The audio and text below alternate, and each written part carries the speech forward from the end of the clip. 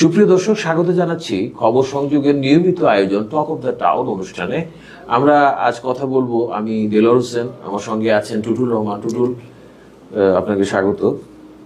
দর্শক, আমরা কথা বলবো গতকাল মঙ্গলবার 25শে মার্চ সন্ধ্যায় প্রধান উপদেষ্টা ডক্টর মোহাম্মদ ইউনূস পবিত্র ঈদ উল ফিতর এবং স্বাধীনতা দিবস উপলক্ষে জাতির উদ্দেশ্যে ভাষণ দিয়েছেন। 35 মিনিট ব্যাপী সেই ভাষণে উনি অনেক প্রসঙ্গে কথা বলেছেন। টুটুল, আপনার কি মনে হয় যে এটা তো অনেক বিগ একটা, আমরা দু একটা বিষয় নিয়ে জি দেলোয়ার ভাই, আমরা প্রধান উপদেষ্টা যে বক্তব্য কালকে ভাষণ দিয়েছেন তার ভিতরে বেশ কিছু পয়েন্ট বা তথ্য নিয়ে আমরা আলোচনা করতে পারি যেগুলো ইতিবাচক, এবং ওনার বক্তব্য সবসময় ইতিবাচক হয়। এবং জাতি 8ই আগস্ট উনি যখন ক্ষমতা নিয়েছিলেন তারপর থেকেই এক ধরনের জাতিকে দিশা দেওয়ার মতো বক্তব্য উনি সবসময় দিয়ে থাকেন এবং জাতি আশান্বিত হয় তার বক্তব্যে। আমরা সেই দিকগুলো নিয়ে একটু কথা বলবো।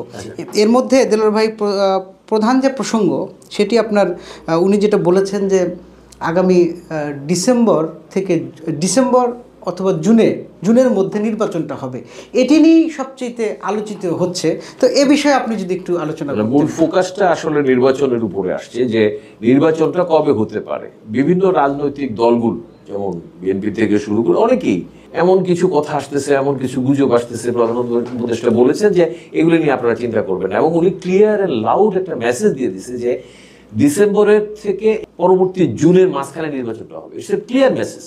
সুতরাং এরকম কোনো কিছু মনে করার কারণ নাই যে উনি ক্ষমতায় বসে উনি ক্ষমতা করবে। আসলে মেসেজটা উনি ওইটাই দিতে চেয়েছেন যে আমি এটাকে লঙ্গারিং করব, এই ধরনের কোনো বিষয় নাই। যদিও এটা উল্লেখ করে নাই, বাট ব্যাক অফ দ্য টোনটা তো এরকমই ছিল যে আমি এটা দিচ্ছি। বা পাশাপাশি উনি কিছু যে সমস্ত পদক্ষেপ নিয়েছেন, সেই সমস্ত পদক্ষেপ অর্থনীতির ক্ষেত্রে শৃঙ্খলা ফিরিয়ে আনা, বিনিয়োগের চেষ্টা করা, দুর্নীতি কমিয়ে আনার জন্য কি কি পদক্ষেপ নিতে হবে, এই বিষয়গুলি। নির্বাচনের মেসেজটা ইটস লাউড অ্যান্ড ক্লিয়ার।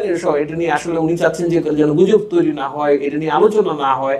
উনি পরিষ্কার এটা বলছেন। নির্বাচন কমিশনকেও বলা হয়েছে যে আপনারা প্রস্তুতি নেন। আমি যে প্রসঙ্গটাতে টুটুল আসতে চাচ্ছিলাম, আমি যে আলোচনাটা চাচ্ছি সেটা হলো একটা দেশের অর্থনীতি খুবই গুরুত্বপূর্ণ, আপনি জানেন।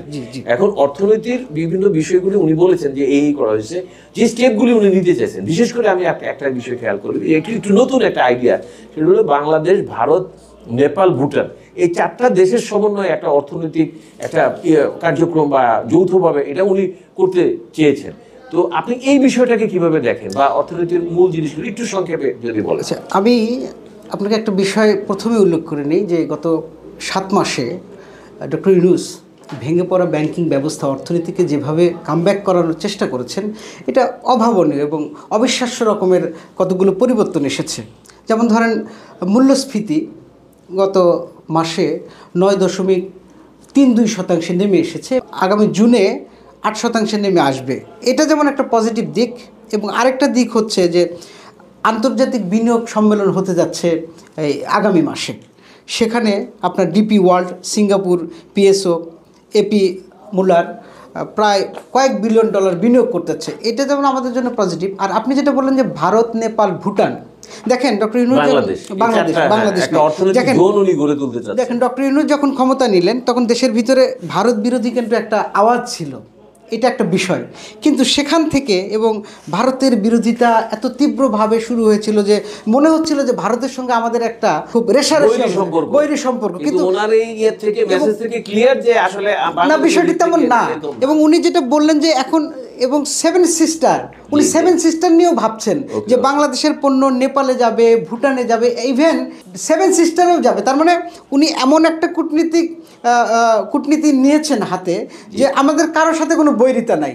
প্রধান উপদেষ্টার ভাষণে অনেক ইতিবাচক দিক ছিল। জি জি। এবং একটা বিষয় বলে আমি শেষ করতে চাই, আসলে তো অনেক আলোচনা করার সুযোগ আছে, সেটা হচ্ছে যে ইলন মাস্ককে উনি বলেছেন আমাদের দেশে যে স্টারলিংকের যে নেটওয়ার্কটা চালু করার বিষয়টা, এবং খুবই গুরুত্বপূর্ণ বিষয় যে তাদের প্রতিনিধিরা আসছেন 3 মাসের মধ্যে। প্রধান উপদেষ্টা মনে করতেছেন যে একটা নেটওয়ার্ক এখানে কাজ শুরু করতে পারবে। এবং সবচেয়ে বড় ব্যাপার যেটা, সেটা হলো যে গত সরকারের পতনের সময়কালে আমরা দেখছি যে নেটওয়ার্ক বন্ধ করে দেওয়া হয়েছে। উনি ক্লিয়ার বলছে যে এটা সম্ভব হবে না, স্টারলিংকের যদি আমরা তথ্যের অবাধ প্রবাহ বজায় থাকবে। আমরা এই বিষয়টাকে সাধুবাদ জানিয়ে, প্রধান উপদেষ্টাকে ধন্যবাদ জানিয়ে আজকের আলোচনা শেষ করছি। ধন্যবাদ সবাইকে।